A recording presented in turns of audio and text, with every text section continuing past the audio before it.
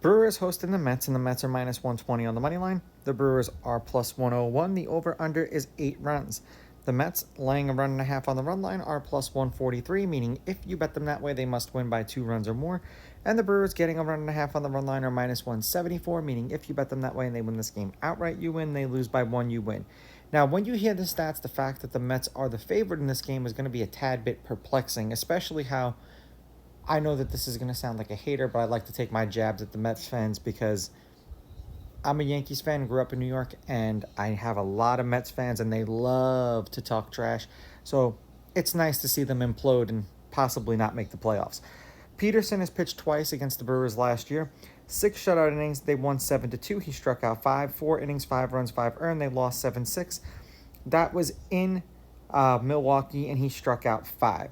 Ray pitched once against the Mets this year. 5 innings, 1 run, 1 earned. They won 4-1, and that was in New York, and he struck out 2. And the reason why I said I harbor the little hatred towards the Mets fans, not because as a fan base they've done anything where you're really worried that they can compete with your team.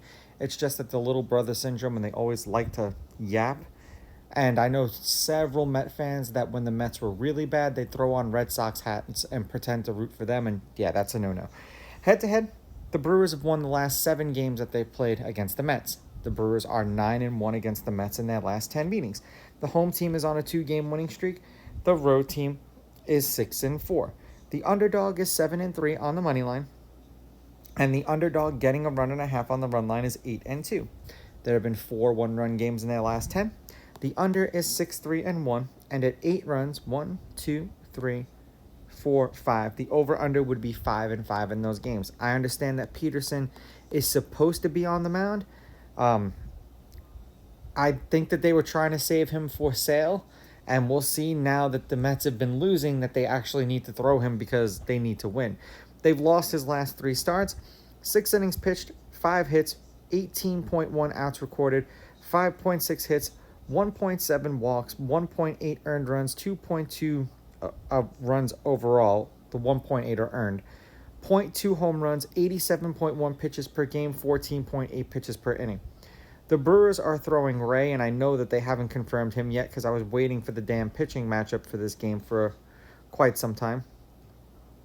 In his last 10 appearances, 4 2/3 innings pitched, 4 strikeouts, 14 outs recorded, 5.6 hits, 0.5 walks, 3 runs, 2.9 of which were earned, 1.2 home runs, 74.7 pitches per game, 16.7 pitches per inning. The Mets are 6-4 in their last 10. They're on a 3-game losing streak, and terrible time to start losing, especially when you're tied. I think the Braves leapfrogged them, so the Braves are 1 game up on them right now, and the D-backs happen to lose tonight, so they got lucky. 3 runs, 6 runs, 12 runs, and 6 runs. 2 runs and a win, 1 run and a loss, 4 runs and a loss, and then shut out in the loss today. The Brewers are on a 3-game winning streak. 3 runs, 7 runs, 12 runs, 6 runs. 1 run and a loss, 5 runs and a win, 8 runs and a win, 6 runs and a win. Ray has done well for me this year, and seemingly when I've been picking Peterson lately, I've been getting shafted. And the fact that the Mets are collapsing right now, I'm going to take the Brewers with the money line. I will take the Brewers getting the runs, and I'm going under. These are just my picks. If you disagree, please go with your gut, and please bet responsibly.